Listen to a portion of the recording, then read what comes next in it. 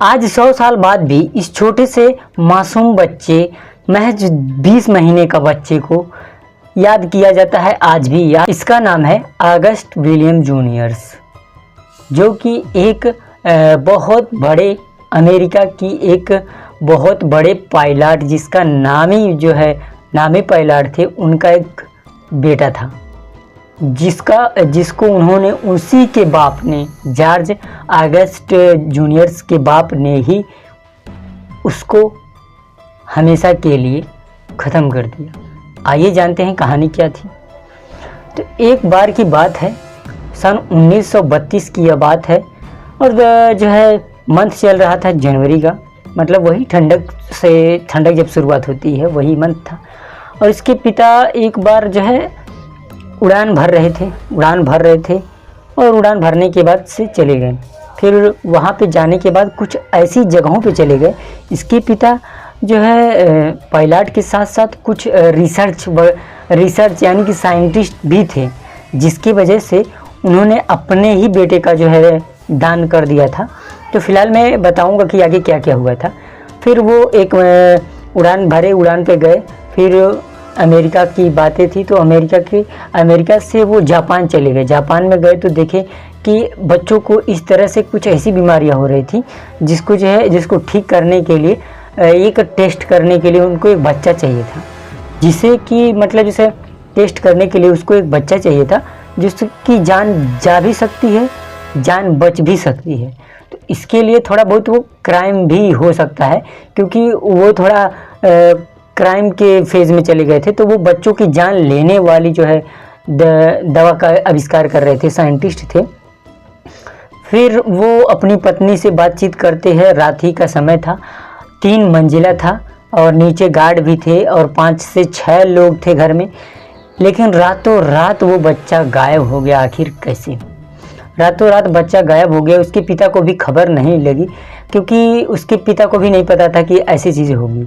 लेकिन उसके पिता को बाद में फ़ोन करके बता दिया गया कि जो है तुम्हारा बेटा गायब हो चुका है। और यह जब बेटा गायब हो चुका, उसके महज 1 हफ्ते बाद से पूरी सनसनीखेज लगने लगी। और उसकी माँ ने जॉर्ज वास्टिंग जूनियर्स की माँ ने कंप्लेन कराई पुलिस में जाकर के। पुलिस वाले छानबीन करना शुरू की, लेकिन फिर भी कोई सुराग उनको नहीं मिला। आखिर क्या है? लेकिन लोगों से कहने के बाद ये पता चला कि शायद उसके पिता ही जो है इसके हत्यारे हो सकते हैं। आखिर कोई शायद ये संदेह हुआ उस पर, तो ये बातचीत हुई। अब आगे बातचीत होने के बाद से उन पर लांछन भी लगाया गया। फिर जो है धीरे धीरे मीडिया के सामने आ गया। और उसके बाद से उसकी माताजी महज 1 साल बाद जाती हैं, 1 साल बाद बोल रहा हूँ मैं, 1 महीने बाद जाती हैं। 1 महीने बाद जा रही होती हैं। उसी के बरामदे के किनारे पर एक छोटा सा जंगल था, वहीं पर जो है उसकी लाश मिलती है।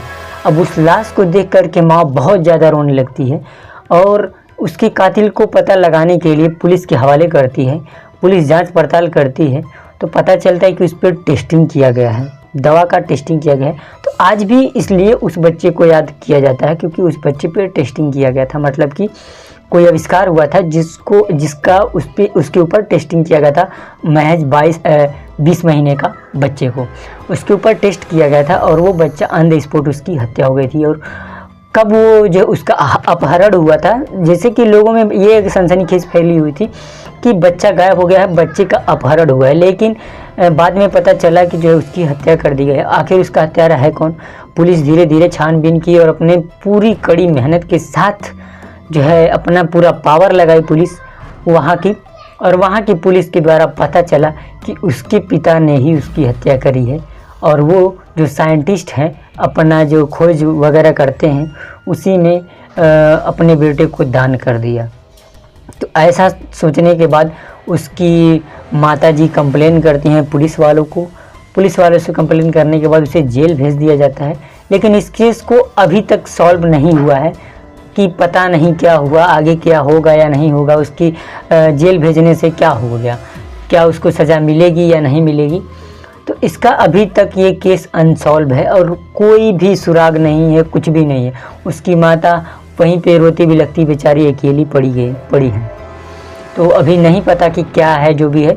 तो 1932 की बात है, 1936 तक बीत जाता है और उसको जेल में, उसके बाद से उसकी माता को कोई खोज खबर नहीं होता है जॉर्ज जूनियर जो अगस्ट जूनियर के बारे में।